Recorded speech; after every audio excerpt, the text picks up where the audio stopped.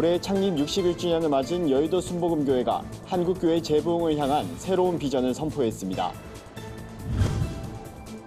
연세대학교 언더우드가 기념관이 복원된 지 1년이 지났습니다. 언더우드 선교사 가족의 헌신적인 한국 사랑을 엿볼 수 있는 기념관에 찾아가 봤습니다. 교회를 처음 방문하는 사람들에게 복음을 효과적으로 전할 수 있는 방안을 고민하는 자리가 마련됐습니다. 안녕하십니까. 구티비 뉴스입니다. 올해 창립 61주년을 맞은 여의도 순복음교회가 70주년을 향한 새로운 비전을 선포했습니다. 철저한 제자 훈련을 중심으로 교회의 소명인 복음 전파에 집중하겠다는 계획인데요. 한국교회의 재부흥을 일으킬 견인차 역할을 할 것으로 기대됩니다. 오현근 앵커가 보도합니다. 여의도 순복음교회는 새로운 도약, 희망의 70년을 주제로 최근 재직과 봉사자들을 위한 특별 새벽 기도회를 진행했습니다. 이영훈 목사는 교회가 더 큰 비전을 갖기 위해선 복음을 전하는 일에 집중해야 한다고 강조했습니다. 더 많이 주의 복음을 전하는 일에 최선을 다하는 우리 모두가 되어야 할 것입니다. 평양에 심장병원 세우는 일은 다른 이유가 아닙니다. 그것이 복음의 센터가 되기 위해서 병원을 세우는 것입니다. 우리가 기도해야 됩니다. 이를 위해 교회는 한국교회 재부흥의 동력이 될 10,000명의 일꾼을 양육하겠다는 계획을 밝혔습니다. 섬김의 리더십으로 제자된 삶을 실천할 10,000명의 일꾼을 키워 한국교회 100만의 성도를 제자화하겠다는 겁니다. 정말 건강한 교회로 하나님 앞에 쓰임받은 교회가 되려면 이걸 가르쳐야 되겠다. 앞으로 5년 동안 철저히 훈련시켜가고 진짜로 작은 예수 되기 운동, 예수 제자 되기 운동, 예수님의 리더십은 섬김의 리더십이었고 우리 교회 삶이 그거나. 여의도 순복음교회는 향후 5년간 신앙의 기초를 새롭게 하고 체질을 변화시켜 나간다는 목표로 이영훈 위임 목사가 직접 재직들에게 성경 강의를 진행하고 있습니다. 교회가 오순절 성령 운동을 강조하고 있는 만큼 이 목사도 절대 긍정의 믿음을 재직들에게 특별히 주문하고 있습니다. 교회 학교에 지금 봉사를 거의 20년 가까이 하고 있는데 그래서 일단은 제가 그에 대한 아이들을 맡고 있는 그 사명감에 대해서 이제 생각을 하고 하나님 앞에 또 희생하고 봉사하는 마음을 갖는 게 제 역할이라 생각해서. 한국교회 성장의 한 축을 담당했던 여의도 순복음교회가 새로운 70년을 향해 밝힌 사역 계획이 한국교회 성장에 어떤 영향을 미치게 될지 교계의 관심을 모으고 있습니다. 구티비 뉴스 오현근입니다. 연세대학교 언더우드가 기념관이 복원된 지 1년이 지났습니다. 언더우드 가문의 흔적을 보기 위해 많은 사람들의 발걸음이 이어지면서 지역의 명소로 자리 잡고 있습니다. 2016년 11월 화재로 폐쇄됐던 연세대학교 언더우드가 기념관은 지난해 5월 11일 복원됐습니다. 기념관은 언더우드 일가의 가족관계도를 비롯해 당대의 교육과 선교 역사에 대해 살펴볼 수 있는 전시장으로 꾸며졌습니다. 1880년대 당시 초기 선교사들의 사진과 언더우드가 가족의 전도 여행기, 연세대학교 설립 역사도 엿볼 수 있습니다. 가정집처럼 꾸며진 지하관에선 4대에 걸친 언더우드가 일가의 사진이 다수 게재됐습니다. 기념관 한켠엔 조용한 기도실이 마련됐습니다. 한편 언더우드가 기념관은 월요일부터 토요일까지 무료로 개관합니다. 교회를 처음 방문하는 사람들에게 복음을 효과적으로 전할 수 있는 방안을 모색하는 세미나가 열렸습니다. 기존의 예배의 문화 공연, 강의와 같은 콘텐츠가 접목된 사례가 소개돼 눈길을 끌었습니다. 이날 행사에는 예배 기획 전문 사역자와 실제적인 전도 전략을 고민하는 목회자들이 참석했습니다. 세미나는 나들목교회의 전도 축제 방식을 보여주는 공연 형식의 오프닝 퍼포먼스로 시작됐습니다. 나들목교회 김형국 목사는 교회를 처음 찾는 사람들이 자연스럽게 복음을 전할 수 있는 찾는 이와 함께하는 예배를 18년째 이어오고 있다고 말했습니다.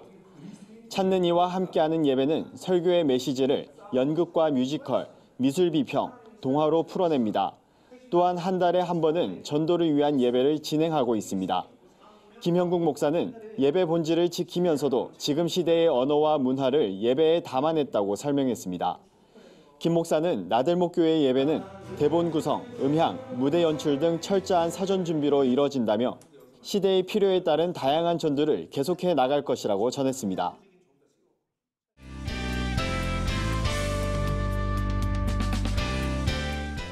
세상 속 크리스천들의 다양한 이야기를 만나보는 네포난의 교회입니다. 첫 번째 소식입니다. NGO 단체인 사랑광주리가 독거 어르신에게 찾아가는 행복사진으로 특별한 시간을 선물했습니다. 전문 봉사자들이 중랑 노인복지관에서 80여 명의 어르신에게 임의용과 영정사진 촬영 봉사를 통해 따뜻한 마음을 전달한 건데요. 메이크업과 헤어로 꽃단장을 마친 어르신들은 카메라 앞에서 환하게 미소를 지었습니다. 사랑광주리는 오늘의 봉사가 외롭게 생활하는 어르신에게 위로가 되고 행복한 시간이 될 수 있길 바란다고 밝혔는데요. 어르신들도 봉사자들에게 연신 감사 인사를 전하며 고마움을 표했습니다. 이번 행복사진 봉사활동이 봉사자들과 어르신 모두에게 의미 있는 시간이 됐을 것 같습니다.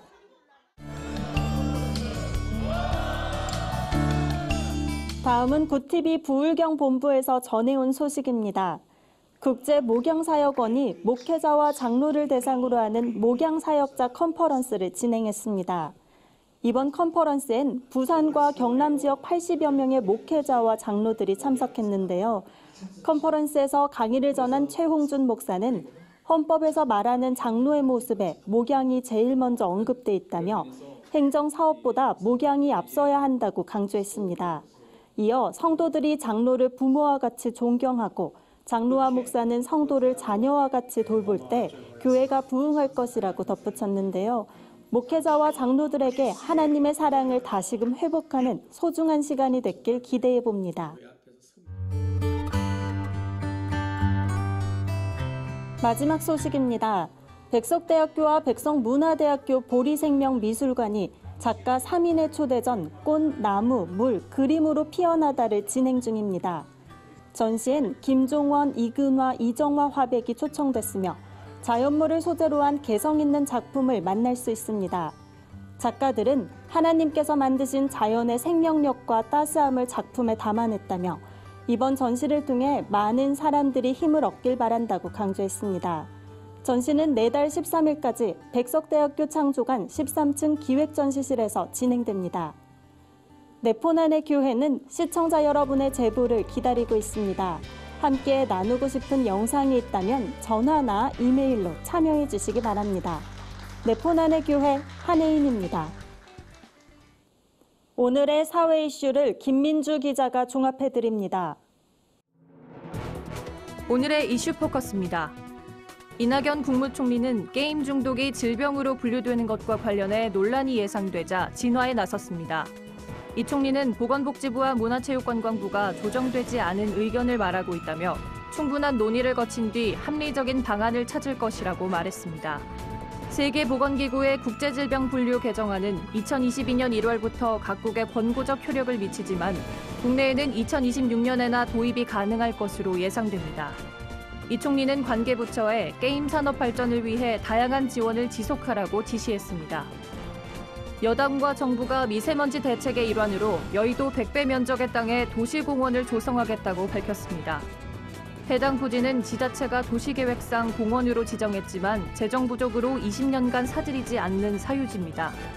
정부는 이 중 220제곱킬로미터를 공원으로 만들어 나무 1,100만 그루를 심을 계획입니다. 국토부는 공원 조성이 4,400만 명이 1년간 숨 쉴 수 있는 공기를 생성하고 연간 396톤의 미세먼지를 흡수하는 데 효과가 있을 것이라고 설명했습니다. 삼성전자가 전력반도체 시장 공략에 나섰습니다. 삼성전자는 28일 업계 최초로 전력전달 제어 반도체와 보안칩을 하나로 통합한 제품 SE8A를 공개했습니다. 전력전달 제어 반도체는 충전기에 내장되는 제품으로 SE8A 모델의 경우 면적을 줄이는 동시에 설계 편의는 높인 것이 특징입니다. 또한 암호화 기반 인증 프로그램을 지원해 악성 코드로 인한 전자기기 해킹과 데이터 손상을 방지합니다. 삼성전자 관계자는 안전하고 효율적인 고속 충전 솔루션에 대한 수요가 늘고 있어 SE8A를 통해 새로운 시장을 열겠다고 밝혔습니다. 국내 연구진이 뼈 항상성 조절에 관여해 골다공증을 막는 핵심 인자를 발견했습니다. 한국연구재단은 28일 류재황 전남대 교수와 허윤현 광주과학기술원 교수 공동연구팀이 뼈 형성 및 흡수 장애를 조절해 골다공증을 막는 치료법을 제시했다고 밝혔습니다. 골다공증은 고령화 사회에서 흔한 질병이지만 현재 처방되는 약물은 부작용을 일으키거나 이미 진행된 골다공증은 회복시키지 못하는 한계가 있습니다. 연구팀은 비정상적인 골 흡수와 골 생성 장애에 따른 폐경기 여성 골다공증 치료법 개발에 새로운 실마리를 제공할 것으로 기대했습니다. 구티비 뉴스 김민주입니다. 주요 단신입니다. 선거 청탁 명목으로 예장합동 총회장에게 돈을 건네 재판에 넘겨진 김영우 전 총신대 총장에게 징역 8월에 실형이 확정됐습니다. 대법원 2부는 배임 증제 혐의로 기소된 김 전 총장의 상고심에서 원심 판결을 확정했습니다. 김 전 총장은 지난 2016년 총회 임원 선거를 앞두고 당시 총회장에게 자신이 부총회장 후보가 될 수 있도록 도와달라며 2천만 원을 건넨 혐의를 받고 있습니다. 라이프오프가 자살 예방과 생명 존중 문화 확산을 위한 살사 힐링 콘서트를 개최한다고 밝혔습니다. 살자 사랑하자란 의미를 담고 있는 콘서트는 4대 종교와 서울시가 함께 진행할 예정입니다.